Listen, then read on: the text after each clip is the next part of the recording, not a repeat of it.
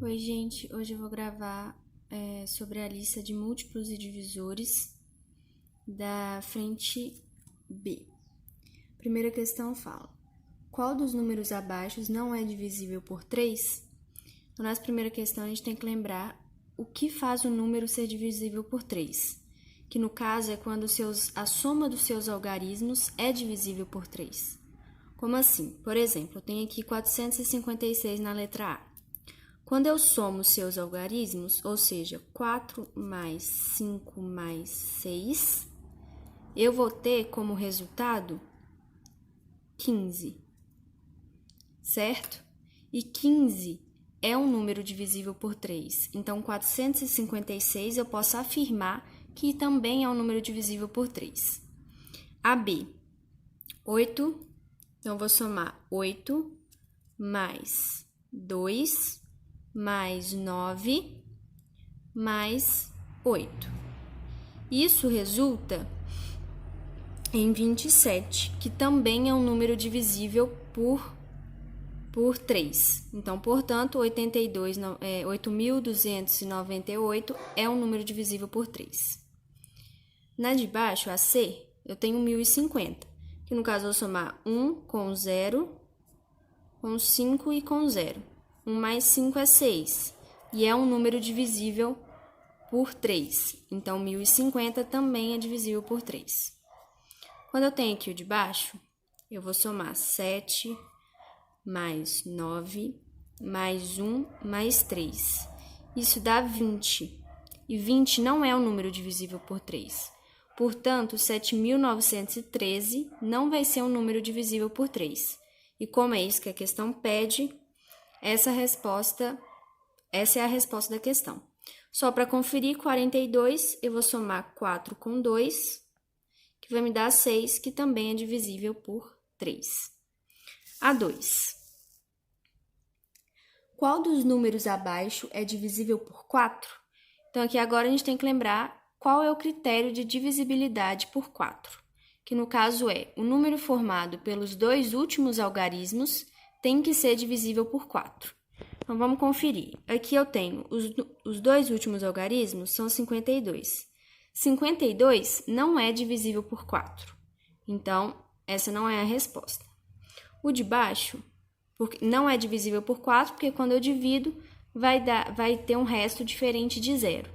E para ser divisível, tem que ter um resto igual a 0. 6.041. 41 também não é divisível por 4. Eu posso garantir isso porque 41 é um número ímpar. E os números divisíveis por 4 são sempre pares. 96. Quando eu pego 96 e divido por 4, eu vou ter o seguinte. Primeiro eu vou dividir o 9, vai dar 2. 2 vezes 4, 8. 9 menos 8, 1. Vou descer o 6. 16 por 4, 4. 4 vezes 4, 16. Resto, 0. Então, se 96 é divisível por 4, esse número todo também vai ser. Então, essa é a resposta certa. Certo? O 4.022, eu vou ter o 22. Vou só puxar aqui uma setinha, eu vou ter 22. E 22 não é divisível por 4. Eu posso ter certeza disso porque eu sei que 20 é divisível por 4. Então, aí vai ter um resto 2. 1.002, eu vou ter que 0,2 não vai ser divisível por 4, até porque é menor que 4, então não tem como. Por isso, a resposta é a letra C. A 3 fala o seguinte: é correto afirmar que um número é divisível por 6 se... Então, o número, para ser divisível por 6, ele tem que ser divisível por 2 e por 3 simultaneamente. E entre as opções, a que fala isso é a E, porque ele fala se o número for par, ou seja, se ele é par, ele é divisível por 2 e divisível por 3. E isso define a divisão. Então, a resposta certa é a letra E. Bom, as outras.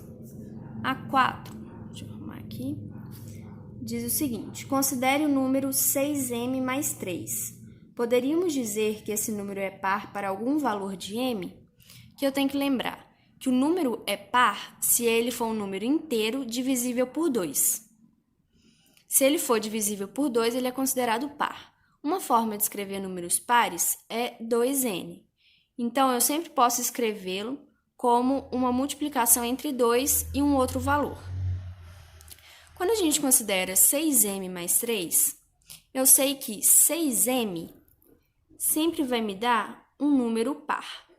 Por quê? Porque, considerando que m seja 2, por exemplo, eu vou ter 6 vezes 2, que vai ser igual a 12. Se eu pegar um número ímpar, eu vou ter 6 vezes 3, que é igual a 18. Porque aqui eu estou sempre somando 6, e 6 é um número par. Então, eu vou estar sempre andando de 6 em 6, eu vou estar sempre em um número par. Quando eu somo com um número ímpar, 3 é um número ímpar, certo? Eu estou fazendo o quê? Eu estou andando apenas casas pares aqui, e aqui eu vou andar casa ímpar. Então, por exemplo, se m for 2, vai dar 12, 12 mais 3 seria 15. 18 mais 3 seria 21. Então, esse número sempre vai ser ímpar. Isso aqui sempre vai resultar num número ímpar, por causa desse 3 aqui. Então, a resposta vai ser não. Não existe nenhum valor de m, que torne essa expressão um número par. Bom, a 5. O ano bissexto possui 366 dias e sempre é múltiplo de 4. O ano de 2012 foi o último bissexto. Porém, há casos especiais de anos que, apesar de múltiplos de 4, não são bissextos. São aqueles que também são múltiplos de 100 e não são múltiplos de 400. O ano de 1900 foi o último caso especial. A soma dos algarismos do próximo ano, que será um caso especial, é... Então, aqui é a primeira coisa que eu preciso lembrar. Para um número ser múltiplo de 100, ele precisa terminar com 2 zeros. Então, se eu considerar que eu estou no ano de 2012, o último ano que foi bissexto, o próximo ano que vai ser múltiplo de 100 vai ser 2100. 2100. Múltiplo de 100 e é o próximo ano. Quando eu pego 2100, eu preciso ver se ele é múltiplo de 400, porque é a outra condição. Ele não ser para ser um caso especial. Se eu divido esse número por 400, o que eu vou ter? Vai dar 5, 5 vezes 0, 0, 5 vezes 0, 0, 5 vezes 4, 20. E aqui vai me sobrar 100. Então, 2100 não é divisível por 400, porque eu tenho um resto. E com isso eu posso afirmar, então, que 2100 é o próximo caso especial. Mas a questão não pergunta qual é o ano do caso especial. A questão pergunta quanto vale a soma dos algarismos. Então, eu vou ter que pegar 2100 e somar os seus algarismos. 2 mais 1 mais 0 mais 0. 2 mais 1, 3. Então, a resposta vai ser a letra A. Certo? A próxima questão, a 6. Vou deixar aqui. João faz caminhada a cada 4 dias. Pedro, vizinho de João, faz caminhada no mesmo local a cada 6 dias. Considerando que Pedro e João se encontraram hoje fazendo caminhada, eles se encontrarão novamente daqui a N dias. Qual das alternativas abaixo indica um possível valor para N? Então, aqui eu vou começar a falar sobre MMC. O MMC entre 2 ou mais números é o menor número natural que é múltiplo desses números, dos 2 números. Então, por exemplo, João. O João, ele caminha a cada 4 dias. Eles se encontraram hoje, então vou considerar no dia 0 que eles se encontraram. João vai caminhar de novo só no dia 4. e Pedro vai caminhar de novo no dia 6, certo? Agora, depois do dia 4, João vai caminhar de novo no dia 8 e Pedro vai caminhar de novo no dia 12, certo? Depois, João vai caminhar no dia 12 e Pedro no dia 16. Como vocês podem ver, aqui já apareceu a primeira coincidência. No dia 12, João e Pedro foram caminhar, certo? Então, quer dizer que tanto João quanto Pedro estavam caminhando nesse dia. Assim, eu posso afirmar que a cada 12 dias, ou seja, de 12 em 12 dias, os dois vão se encontrar caminhando, certo? Entre as opções, o único valor que é múltiplo de 36, ou seja, que poderia ser de 12 em 12 dias, que é múltiplo de 12, é o 36. Porque o que eu tenho? Eles vão se encontrar no dia 12. Depois, eles vão se encontrar no dia 12 mais 12, 24. Depois, no dia 24 mais 12, 36. E assim eles vão se encontrando. Então, a resposta vai ser a letra C. Uma outra forma de resolver essa questão seria usando o MMC de uma forma mais rápida, que seria o seguinte. Eu vou pegar 4 e 6 e vou fatorá-los simultaneamente. Para quê? Para poder encontrar qual que é esse MMC. Como que é isso? Eu vou dividindo por valores primos. É a mesma coisa da fatoração, só que simultaneamente. Então, eu vou dividir por 2, 4 por 2, 2, 6 por 2, 3. Como eu ainda tenho um número que pode ser dividido por 2, eu vou dividir por 2 de novo. 2 por 2, 1, e o 3 eu vou só manter. Agora, eu divido por 3, vai dar 1 e 1. Aqui, eu vou fazer a multiplicação, e eu vou ter 2 vezes 2, 4, vezes 3, 12. Então, esse é o MMC. Então, o MMC entre 4 e 6 é igual a 12. Então, aqui eu já saberia sem precisar fazer essa tabelinha. Então, é um jeito mais rápido, certo? Agora, a 7. A 7 diz o seguinte. Com relação ao movimento dos cometas no universo, sabemos que muitos deles passam pelo planeta Terra em períodos de anos definidos. O cometa A e B passam de 20 em 20 anos e 35 em 35 anos, respectivamente, e suas últimas aparições na Terra ocorreram em 1930. A próxima passagem dos dois pela Terra ocorrerá no ano de... Aqui eu já posso ver que não seria viável fazer uma tabela, porque eu tenho de 20 em 20 anos e 35 em 35. E isso pode demorar muito para acontecer, deles se encontrarem de novo. Então, eu já vou usar esse método aqui. Eu vou pegar 20 e 35 e vou ver quando que eles vão se encontrar de novo. Então, eu vou fazer, primeiro eu vou dividir por 2.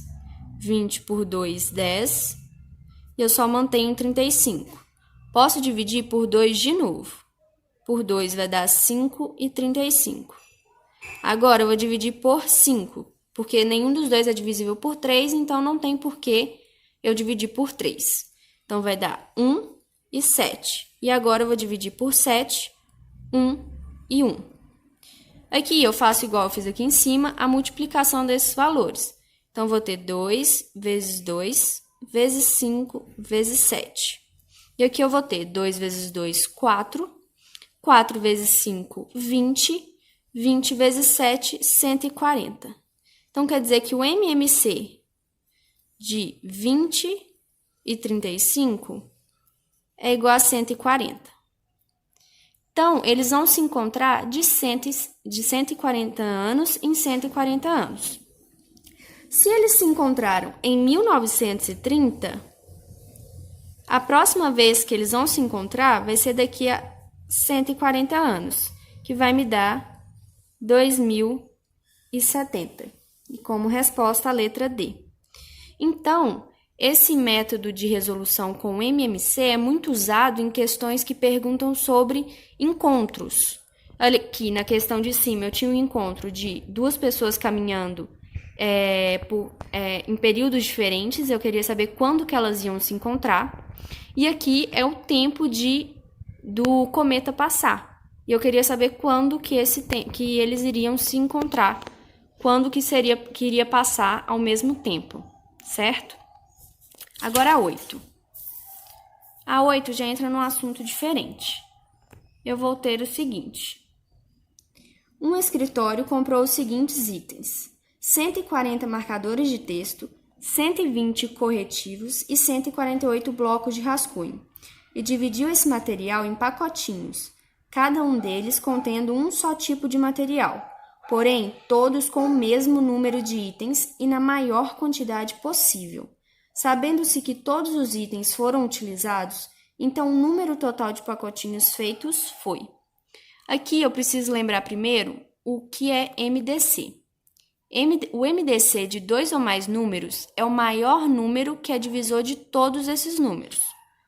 Ou seja, é o número que eu consigo dividir todos os números que eu quero por ele e ter resto zero. Então, aqui, vamos pensar o seguinte. Esse escritório quer dividir, ele quer fazer vários pacotinhos, cada pacotinho com a mesma quantidade de itens, só que dentro desse pacotinho só vai ter um tipo de item, ou seja, só vai ter marcadores de texto, ou só corretivos, ou só blocos.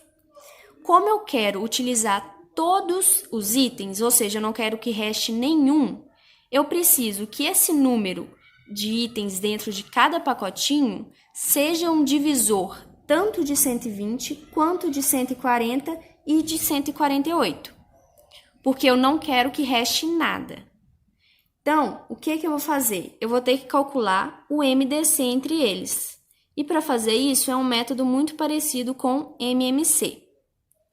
Só muda no final. Então, eu vou dividir esses números. Primeiro por 2, vou ter 70, 60 e 74. Depois por 2 de novo, 35, 30 e 37. Depois, eu vou dividir por 2 ainda, porque o 30 pode ser dividido por 2. Então, eu vou continuar com o 35, vou ter o 30 e o 37. Agora, eu vou dividir por 3. 35, 5 e 37. Agora, eu já posso dividir por 5, porque não é mais divisível por 3. Então, eu vou fazer 7, 1 e 37. Agora, eu vou dividir por 7, que vai dar 1 e 37. 37 é um número primo, ele só é divisível por ele e por 1. Então, aqui, eu vou fazer o seguinte, vou ter que dividir por 37. Vai me dar 1 e 1. Agora, aqui que fica a diferença entre os métodos. No MDC, eu vou pegar somente aqueles números que dividem os 3 números que eu estou procurando no MDC. Então, 2 divide todo mundo e 2 aqui também divide todo mundo. Assim, o meu MDC vai ser igual a 2 vezes 2, que me dá 4. Então, o que isso significa? Que eu vou ter que pegar cada item desse e dividir por 4. Porque eu vou fazer 4 pacotinhos. Dentro de cada pacotinho vai ter 4 itens. Porque eu posso pegar 140 dividir por 4 e não restar nada. Posso pegar 120 dividir por 4 e não restar nada. E 148 dividir por 4 e não restar nada. Assim, eu consigo pegar. Por que eu peguei o máximo divisor comum? Por que eu não peguei 2, por exemplo? Porque na questão pede que cada pacotinho tenha um número máximo de itens. Por isso que eu pego o máximo divisor comum. Só que a questão não pergunta qual que é o número de itens em cada pacotinho. Ela pergunta qual que é o número de pacotinhos. Então, aqui eu tenho que pensar o seguinte, quantos pacotinhos eu vou fazer com os marcadores de texto? Eu vou pegar 140 e dividir em 4 pacotinhos. Então, eu vou dividir em pacotinhos contendo 4 itens. Então, eu vou ter 14 por 4 dá 3, 3 vezes 4 vai dar 35 pacotinhos. Se eu pegar 120 e dividir por 4, eu vou ter 30 pacotinhos. E se eu pegar 148 e dividir por 4, eu vou conseguir fazer 37 pacotinhos. A soma disso, então, vou ter aqui 102. Então, quer dizer que eu vou ter 102 pacotinhos com 4 itens em cada um. Isso me dá a letra D. Agora, o 9 é: uma médica, ao prescrever uma receita, determina que 3 medicamentos sejam ingeridos pelo paciente, de acordo com a seguinte escala de horários: remédio A de 3 em 3 horas, remédio B de 4 em 4 horas e o remédio C de 6 em 6 horas. Caso o paciente utilize os 3 remédios às 6 horas da manhã, o próximo horário coincidente de ingestão dos mesmos será. Então, vou começar fazendo uma tabela. O remédio A eu tomo de 3 em 3 horas, o B de 4 em 4 e o C de 6 em 6. E eu sei que acabou de tomar às 6 horas da manhã. O A eu vou tomar de novo às 9, o B às 10 e o C às 12. Depois, o A eu vou tomar às 12, o B às 14 e o C eu vou tomar às 18. Depois aqui eu vou tomar às 15, aqui eu vou tomar às 18 e aqui eu não vou continuar. Depois eu vou tomar aqui às 18. Então, eu consigo encontrar o horário que vai coincidir de novo, que vai ser às 18 horas. Um outro método de resolver, como eu tô falando de encontro de novo, vai ser calculando o MMC entre 3, 4 e 6. Então, vou ter aqui, primeiro eu vou dividir por 2,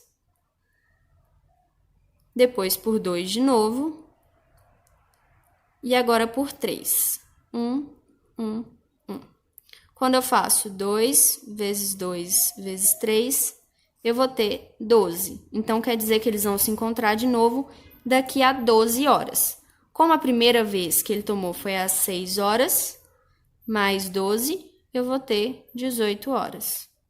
E isso dá a letra D como a certa. Agora é a 10.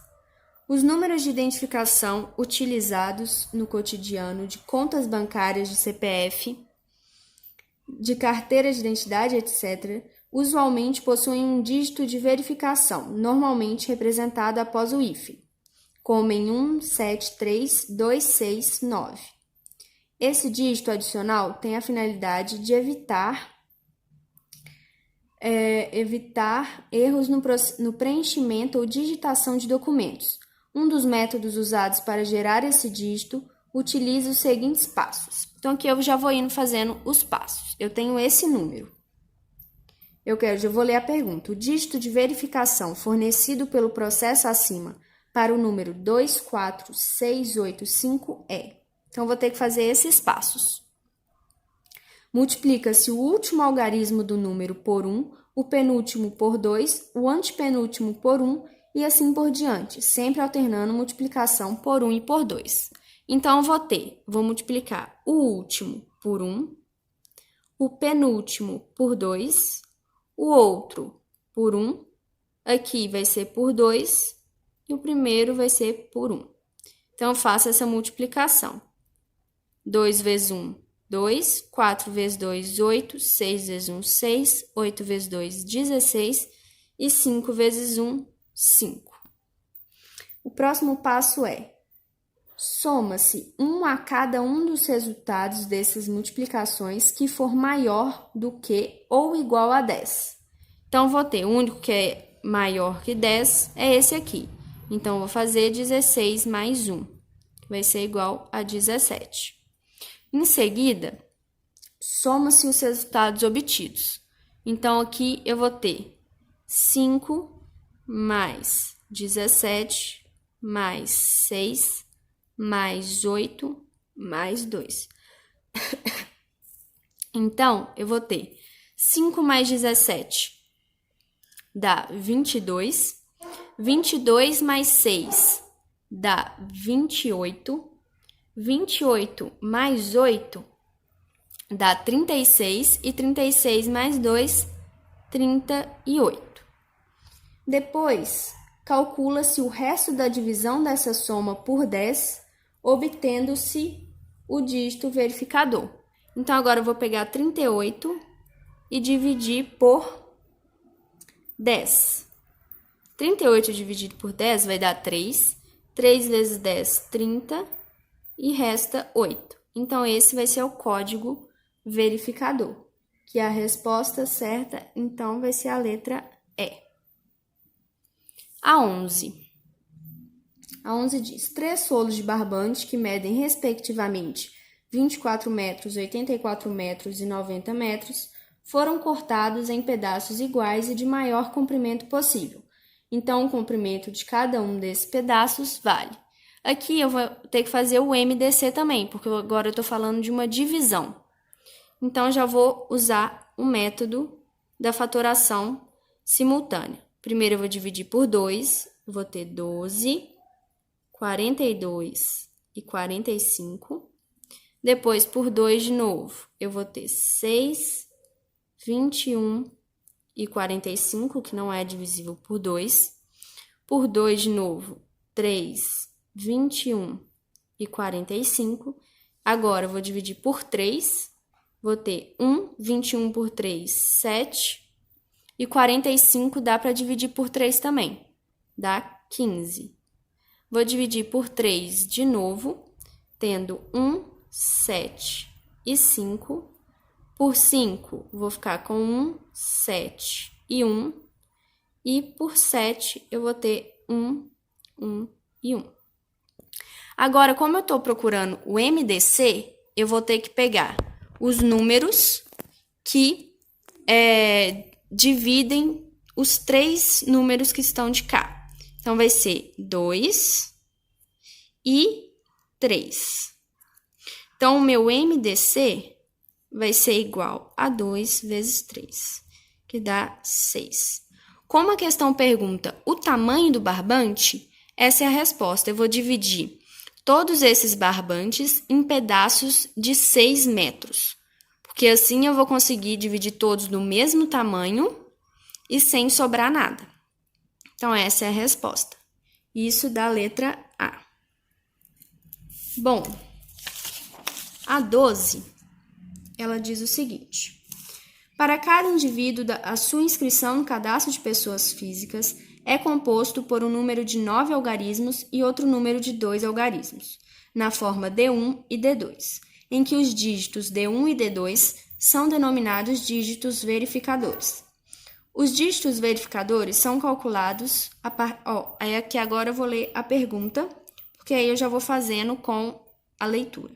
Suponha que João tenha perdido seus documentos, inclusive o cartão de CPF, e ao dar queixa da perda na delegacia, não conseguisse lembrar quais eram os dígitos verificadores, recordando-se apenas que os 9 primeiros algarismos eram 1, 2, 3, 4, 5, 6, 7, 8, 9.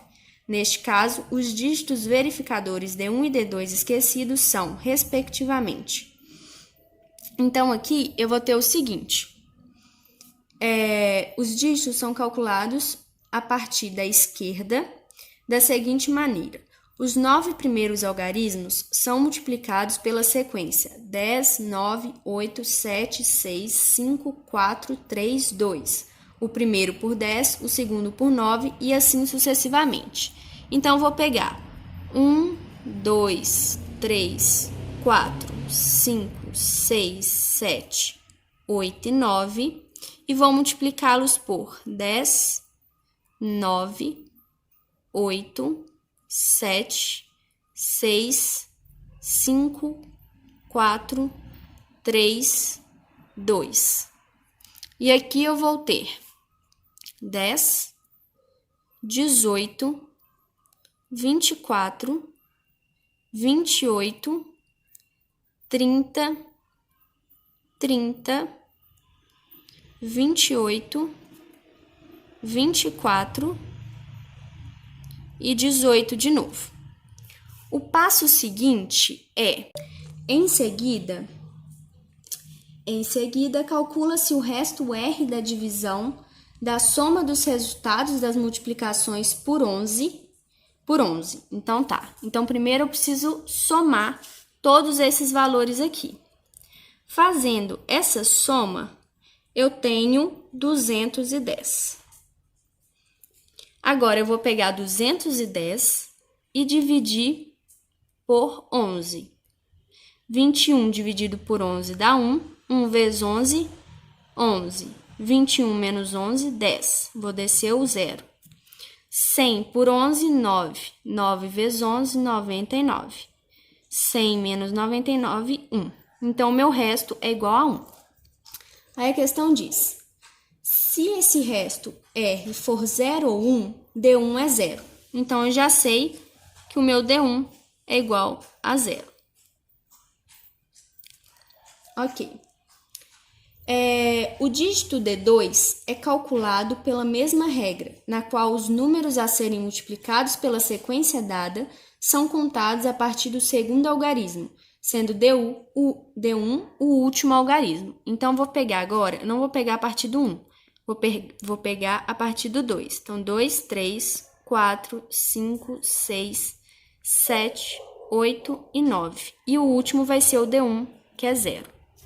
Assim, eu vou pegar e multiplicar pela sequência, que é 10, 9, 8, 7, 6, 5, 4, 3, 2. 2 vezes 10, 20.